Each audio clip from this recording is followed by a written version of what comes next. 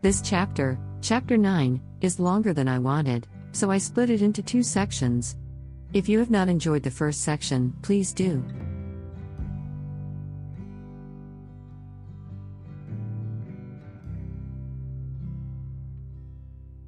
Amber responded, "Sheriff, that's not fair. This is our case, we found her. We should be allowed to stay on the case." The sheriff raised his voice, "No. You two have another assignment, learn and become a CSI.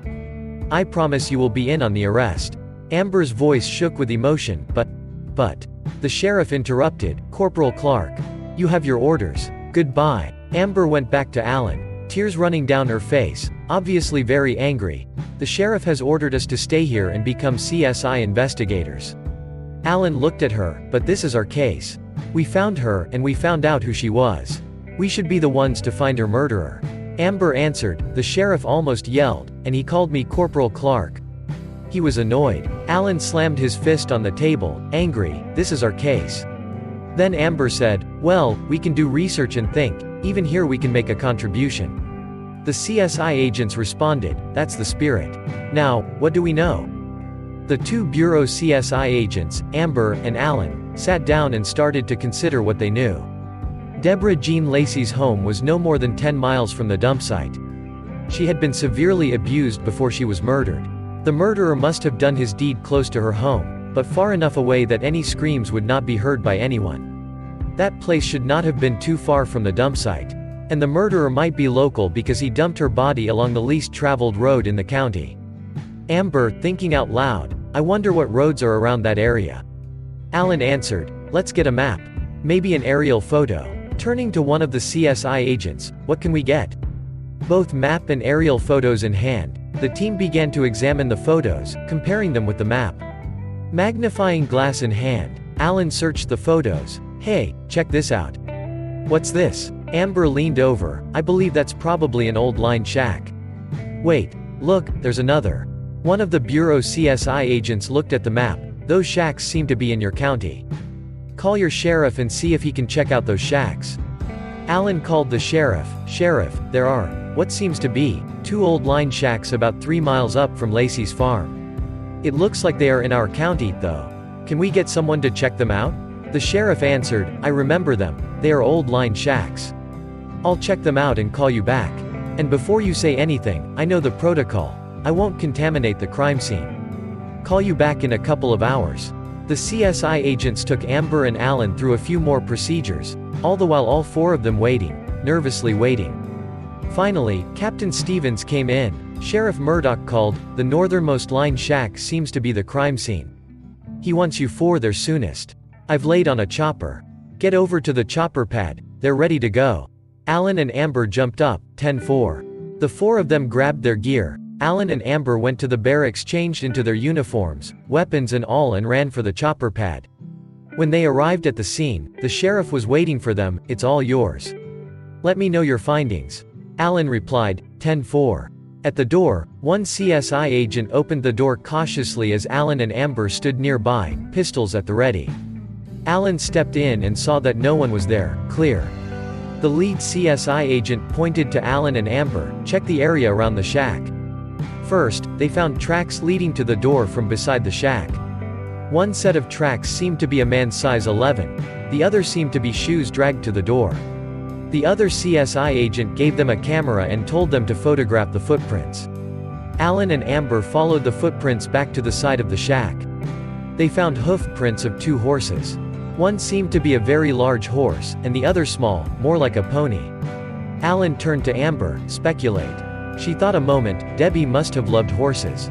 He lured her by offering her a ride on the pony. When they got here, he dragged her into the shack, conscious or unconscious we don't know. Then in the shack, he tortured her and killed her. Alan reflected a moment. But what about the vehicle he took her to Road 11 in? The lead agent walked up. Could have been a horse. Alan thought, risky. Carrying a dead girl, what, 7 miles to dump her? Someone might see. Alan and Amber began another scan of the area around the shack. The western side of the shack is where the footprints and hoofprints had been found. The north side was clear of any disturbances. But they found footprints and tire marks on the east side of the shack. There were footprints leading to the tire marks over footprints leading away from the vehicle. The footprints leading to the vehicle were a little deeper than those from the west side. Amber thought, he must have killed her in the shack then brought her out to the car. Then on to dump her on Road 11.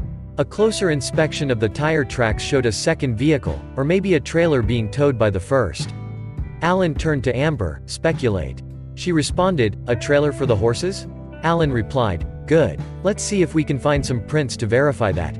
They scanned the ground from the west side of the shack around to the east side. The CSI agents came out. Well, guys, we have all kinds of fingerprints and blood samples. The chopper is on its way to pick us up. Ready to go? Amber cried, I feel so helpless. I want to get this guy and do to him what he did to Debbie.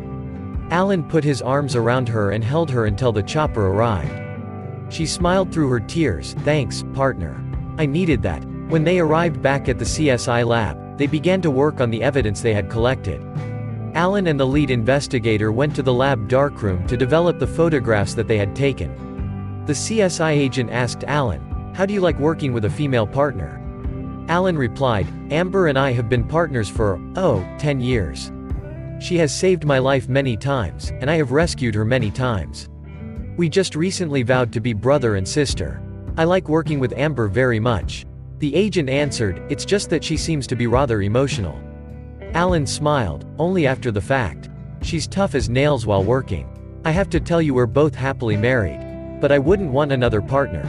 She's tough, smart, beautiful, courageous, a joy to work with. And I have to admit, I don't object to holding her in my arms. The CSI agent showed Alan how to process the film and enlarge the pictures. In the lab, the second CSI agent asked Amber, Deputy Clark, are you and Deputy Smith romantically involved? Amber replied, first, my name is Amber, and his name is Alan. Second, we are partners and have been for about 10 years. Third, he is my brother. My husband's name is Paul, and his wife's name is Susan. The CSI agent replied, I certainly did not mean to offend you. I just wondered, he held you until the chopper arrived. By the way, my name is June, and my partner's name is Doug. Amber answered, no offense taken, I guess it might look like a romantic relationship, but Alan and I have vowed to be brother and sister. Then in a low voice, if I were not happily married, I could very easily allow myself to be involved with that hunk of a Marine. I have to tell you when Alan puts his arms around me, I feel very safe and, well, loved. It feels like my brother when he would hold me to comfort me. It was Wednesday of their second week with the Bureau CSI. The day ended about 9 in the evening. Alan and Amber went to the little diner across the street for dinner. Afterward, they retired to the state police barracks for the night. Alan was relaxing before his shower when there was a knock at his door. He opened the door to be facing Amber in a bathrobe. Alan, there's something wrong in my room. He raised his eyebrow, what's wrong? She responded, I don't know. I was getting ready for my shower, but when I took off my clothes, something didn't feel right. Here, I feel okay. He replied, let's go and see. Alan opened his weapons safe and got his pistol and flashlight. She started to follow, then stopped, I can't. He smiled, okay, lock the door. Alan went to her room and began to search. Using the flashlight, he pinpointed a few odd places in the ceiling of the room. He dragged a chair over and closely examined those odd spots. Alan saw a lens behind the odd spots. There were several odd spots in the bathroom, a new full-length mirror on what had been a blank wall. There were other odd spots over the bed, over the armchair, and there was also an odd spot in the picture hung on the wall. Alan left her room and knocked on the door to his room. Amber called, Alan, is that you? He answered, yes, it's me. She opened the door, and Alan stepped in. Partner, your room seems to be bugged with surveillance devices. I will get any clothing you need and bring it back to you. I'm calling the sheriff and Captain Stevens. When he called Sheriff Murdoch, he was told to come home immediately. When he called Captain Stevens, he was greeted by a cranky man. But when he explained the problem, the captain changed from cranky toward Alan to anger about the situation. Alan told the captain that he and Amber were going home by order of Sheriff Murdoch. The captain said, I understand. I will find out who has done this. I will guarantee this will never happen again. Alan replied, please explain to our friends here at CSI. The captain said that he would. CSI will investigate this case. When you check out, Please tell the desk sergeant to secure the barracks. I don't want anything disturbed until we can uncover who has violated Corporal Clark's privacy." Alan and Amber secured their belongings, put on their uniforms and left, passing the captain's directions to the desk sergeant. Alan also asked to use the phone to call his wife. Explaining that they were coming home, he asked that Susan call Paul and tell him Amber was coming home. That done, they left the bureau and drove home. 3.5 hours later, they arrived home. As Alan went into his house, Susan greeted him with a big sloppy kiss. "John called. You and Amber are to see him about noon. He's already called Paul." She hugged Alan. "I can't believe someone would do this to a police officer. Some pervert getting his jollies off spying on her." Alan said, "They didn't do it to me. I think it's because she is a very beautiful woman. Well, Captain Stevens will take care of the situation. I'm a little hungry and tired. Eat and then bed." The next Wednesday and the sheriff received a phone call from Captain Stevens. "Sheriff, we have a beautiful set of prints, but they don't match anything in our database. We checked the national database as well, nothing." Sheriff Murdoch replied, "Okay, I will put off sending my officers back until we can be assured that no one will violate Corporal Clark's privacy again." The captain asked, "Couldn't you send 2 male officers?" The sheriff replied, "I could, but I won't. Corporal Clark and Sergeant Smith are my 2 top officers and the most experienced team. They will be the foundation of our CSI. No, I'll wait. I've applied to the state for a grant to put them up in a hotel. Talk to you later, Bruce." Sheriff Murdoch called his under-sheriff, "Steve, please ask Alan and Amber to come to my office ASAP." Steve replied, 10-4. Alan and Amber reported to the sheriff as quickly, and they could. Sheriff Murdoch invited them in and to sit. He told them about Captain Stevens' call and the progress in determining the culprit. The 3 sat silent for a while, then Amber spoke up, "Sheriff, you're from this area, aren't you?" He replied, "Yes, I am." Amber went on, "I'm from the other end of the state, but I remember when I was in the 3rd or 4th grade having the state police come to school and fingerprint all us kids. Didn't that happen here?" The sheriff thought a while, "Yes, I was a junior in high school. They fingerprinted all of us, kindergarten to senior in high school." "Why?" Amber replied, "Whatever happened to all those fingerprints?" Suddenly a light came on in the sheriff's brain. "I see what you're driving at. If the culprit is from here, his prints might just be on file. That was a state police issue. I'll call Captain Stevens and ask." "Great idea, Amber. Well, you 2 get back to work." Captain Stevens didn't know what had happened to all those prints, but he said that he would find out. Captain Stevens spent a good 20 hours tracking down the Project ID fingerprints. He found them in a dusty old warehouse belonging to the State Department of Education. He spoke to the individual charged with the warehouse. "Yeah, I know where those old fingerprint records are. I see them every day. They're right here in my warehouse. But they are the property of the Department of Education." Captain Stevens argued with the officials in the Department of Education. The Department of Education contended that the records were their property, and they refused to consider handing them over to the state police. Round and round they went until the captain went to the Director of Public Safety. The Director of Public Safety went to the State Attorney General and asked for a warrant to get the fingerprint records from Education to the state police. In the meantime, CSI discovered that the fingerprints from the suspect in the Debra Jean Lacy murder case were the same as the suspect in the violation of Amber's privacy. With this additional information, the Attorney General obtained the warrant to get the school record fingerprints. The Department of Education delivered box after box of these school fingerprint records. The captain called Sheriff Murdoch, "John, I have all those school fingerprint records, but there are hundreds of boxes of them, they've never been entered into the computer database. I am asking every law enforcement office to send 1 computer-literate individual to help to put these records into the system. I would like to have your officer here Monday morning at 8 a.m. to get started. Can you help?" The sheriff answered, "I have a grant to put my officers up in a motel for as long as necessary. I'll send Sergeant Smith and Corporal Clark." Alan and Amber found a decent motel not too far from the Bureau CSI building, checked in Sunday night, and reported at the designated time.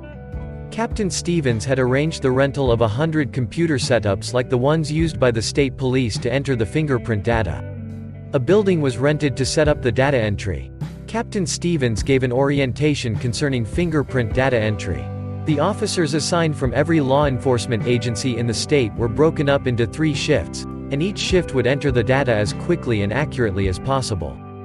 The Bureau CSI then would finish entering the new data into a special file and run the culprit's fingerprints against those recently entered. Each day's work was put into a separate file and tagged whether it had been searched or not. The data entry team started with the schools in the state capital and surrounding area, and then outward. Hours turned into days, days turned into weeks, weeks turned into months. The project started in June and continued through November. The captain had intended to break for Thanksgiving through to New Year's Day. Every officer was tired, well, exhausted. But they all stuck with the task. It was early evening of November 17th, and there came a call to the building where the data was being entered.